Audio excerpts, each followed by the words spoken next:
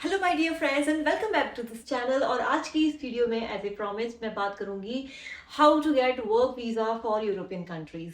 तो जो मैंने पहले अपनी वीज़ा की जो वीडियो शूट की थी वो थी पूरी टूरिस्ट वीज़ा के रिलेटेड, और आज की जो ये वीडियो है वो सिर्फ और सिर्फ वर्क परमिट के रिलेटेड होगी। सो बिना किसी देरी के शुरुआत करते हैं। सो अब चलिए हम बात करते हैं कि भाई अगर आपको यूरोप में काम करना है तो बेसिकली आपको क्या क्या करना होगा, कौन अप्लाई कर सकते हैं, कैसे अप्लाई करना है, क्या वीज़ा कैटेगरी है और कहाँ अप्लाई करना है, कब करना है, ये सारे सवाल इस वीडियो में आज आपको मिलने वाले हैं।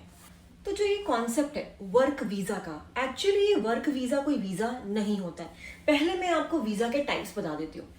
तो बेसिकली पहले जो था शेंगेन वीज़ा जो होते थे वो 4 तरीके के होते थे, ABCD। जो ए टाइप वीज़ा है वो होता है एयरपोर्ट ट्रांजिट के लिए।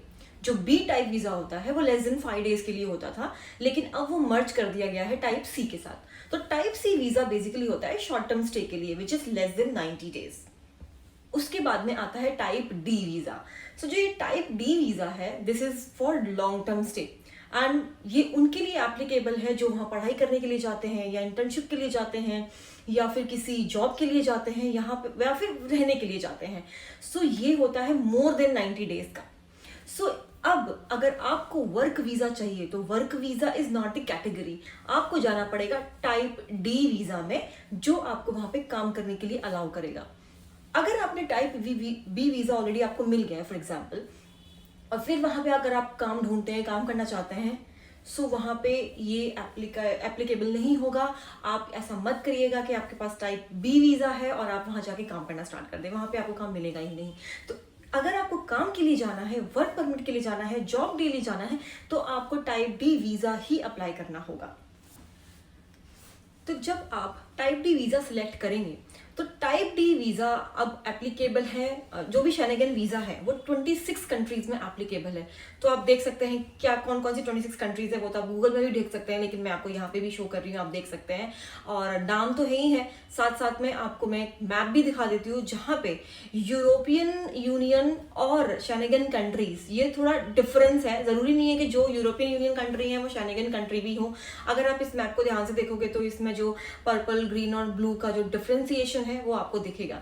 तो आप देख सकते हो, मैं इसको बहुत देर तक रखूंगी so that you can actually see it. और यहाँ पे आपको पता चल जाएगा कि शेंगेन एरिया कौन कौन सी कंट्री आती है उसमें, और जो यूरोपियन यूनियन है उसमें कौन कौन सी कंट्रीज आती हैं।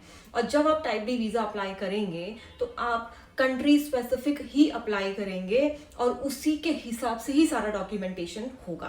तो इस चीज़ का आपको बहुत ख्याल रखना है। और कहाँ से अप्लाई करेंगे, तो जो भी वीज़ा सेंटर्स हैं, एक तो थर्ड पार्टी वीज़ा सेंटर्स भी होते हैं, एम्बेसीज होती हैं, कंसल्टेट होते हैं, आप इन दिनों में से कहीं भी जाके अप्लाई कर सकते हैं। बेस्ट होता है एम्बेसी जाइए, या फिर जो थर्ड पार्टी भी हैं जो इंडिया में VFS के नाम से मशहूर है, आप वहाँ जाके भी अप्लाई कर सकते हैं। एंड बहुत ही अच्छे उनकी सर्विसेज हैं और बहुत ही सीमलेस है सब कुछ। डॉक्यूमेंटेशन के लिए क्या क्या चाहिए होगा, आइए चलिए देखते हैं।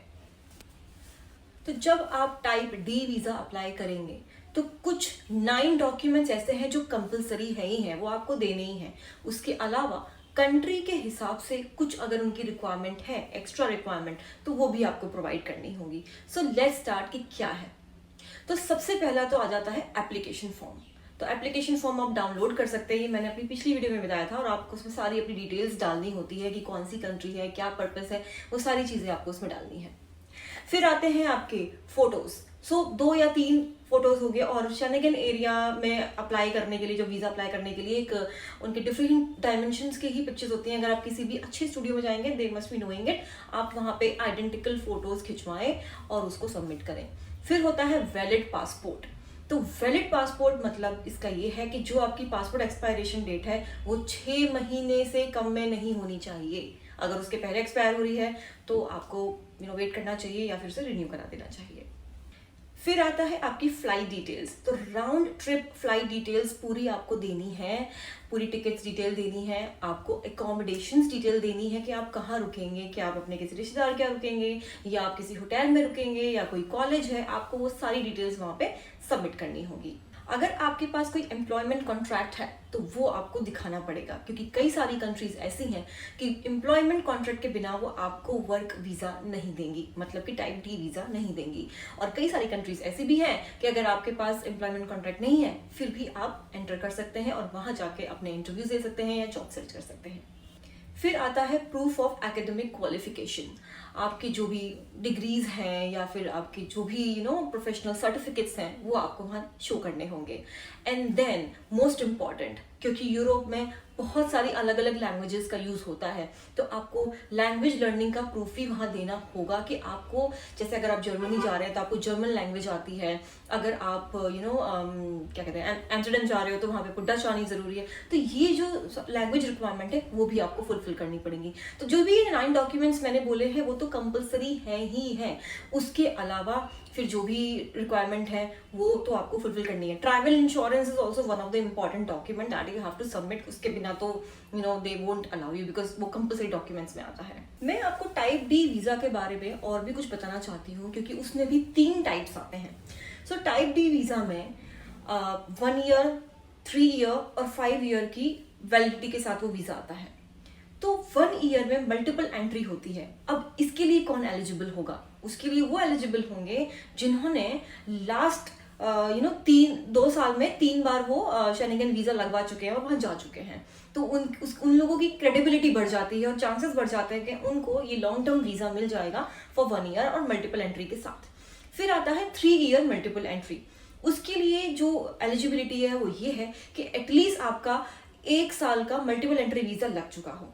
और फिर जो 5 ईयर मल्टीपल एंट्री है उसके लिए एलिजिबिलिटी यह है कि आपका पिछले 3 साल में 2 बार 1 ईयर मल्टीपल एंट्री वीज़ा लग चुका हो।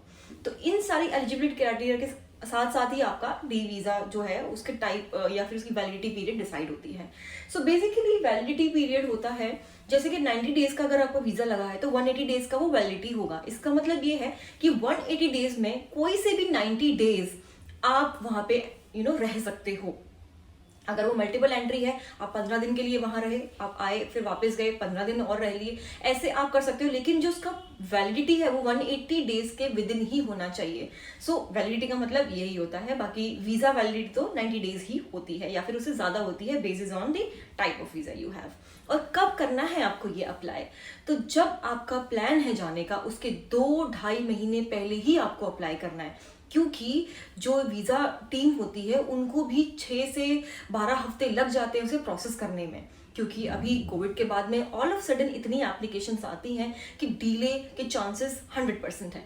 तो अपनी सेफ साइड रखिए और वेल प्रिपेयर्ड होकर रहिए। मैंने आपको ये बहुत ही ओवरऑल इन्फॉर्मेशन दी है, बहुत ही ब्रॉड व्यू दिया है। अगर आपको कोई भी स्पेसिफिक क्वेश्चन है रिलेटेड टू कंट्री और वीज़ा और एनी डॉक्यूमेंट, आप मुझे कमेंट सेक्शन में पूछ सकते हैं और मैं आपको इसके आंसर जल्दी से जल्दी दूंगी। एंड आई एम श्योर आपको ये वीडियो हेल्पफुल लगी होगी, क्योंकि ये जो भी बिट्स एंड पीसेस मैंने इन्फॉर्मेशन उठाई है वो मैंने अलग अलग साइट्स पे जाके उठाई है। लेकिन मैं एक वेबसाइट आपको ज़रूर मेंशन करूंगी अपने डिस्क्रिप्शन बॉक्स में, आप वहाँ जाके डिटेल में पढ़ सकते हैं। लेकिन कोई ऐसा क्वेश्चन है जो आपको उसका आंसर नहीं मिल पा रहा है वहाँ पे, आप ज़रूर मुझसे पूछे। I will be very happy to attend your questions.